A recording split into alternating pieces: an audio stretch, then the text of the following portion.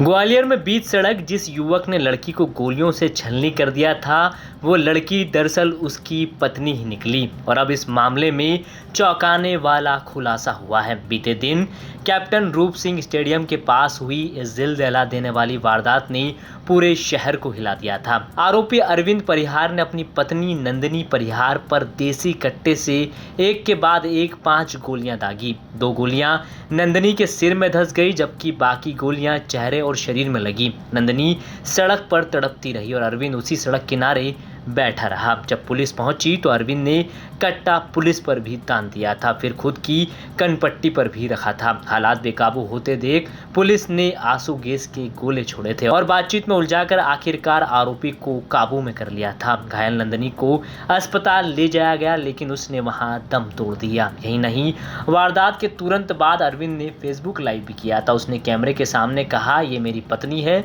इसके साथ बॉयफ्रेंड कल्लू और अंकुश पाठक थे जो मौके से भाग गए। 6 महीने पहले ये भाग गई थी। दोनों युवकों के साथ मिलकर मुझे ब्लैकमेल कर रही थी। मेरी 3 एम्बुलेंस अपने नाम करवा ली, अब मकान मांग रही है।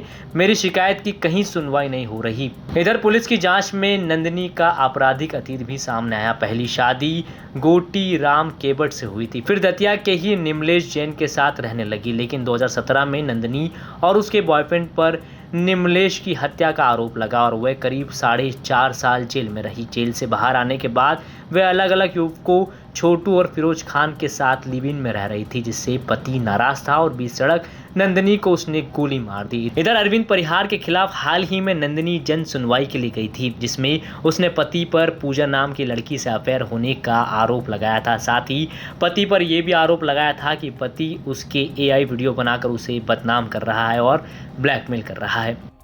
मैं ब्लैकमेलिंग की शिकायत लेके आई हूँ। हमारे हस्बैंड हैं जो वो AI से मेरे फोटो मतलब ऐसे गंदे करके न्यूड पिक बना के वायरल कर रहे हैं। और उनकी जो GF है पूजा परिहार, जो कि अजयगढ़ की है, फिलहाल निवास वो ग्वालियर में करती है, जो उनकी GF है। और उसको एक बेटा है इसका, और इसकी पहली वाइफ भी है, जिसकी शिकायत मैंने 2024 में करी थी। उसके बाद जैसे हम थाने से बाहर निकले तो गाड़ी चढ़ा दी थी अरविंद ने मेरे ऊपर। फिर उसके बाद अभी वो जेल से निकले आया तो अभी पोस्ट पे पोस्ट करते जा रहा है और मतलब हमारे गांव वालों को मतलब आपत्ति ऐसे मतलब बहुत गंदा गंदा लिख रहा है कि ना तुम राजीनामा कर लो, मेरे साथ रह लो, राजीनामा कर लो। और वो मैं नहीं करना चाहती और ना मैं रहना चाहती। जो गाड़ी चढ़ाई थी उन्होंने मेरे ऊपर उसका राजीनामे का दबाव डाल रहा है। हाँ, क्या नाम है पूरा? अरविंद परिहार। 2023 में हाँ, वो वीडियो मैं बता रही हूँ। मैं MP में भी नहीं थी, मैं छत्तीसगढ़ में थी उस समय। मेरा झगड़ा हुआ था तो इन्होंने बोला था कि मैं अब पूजा परिहार से कभी नहीं मिलूंगा। तो मैंने कहा तुम मतलब मेरे मुंह से ऐसा निकल गया तो कि तुम गू खाने लगे हो, मैं नहीं रहूंगी तुम्हारे साथ। तो इनने थोड़ी देर बाद वो वीडियो मुझे खुद से सेंड किया था और ये बोला था कि बाबू मैं सुधर गया हूँ, जिसका मैसेज मेरे पास अभी भी है और मेरे पास वो फोटोज वीडियो सारे हैं।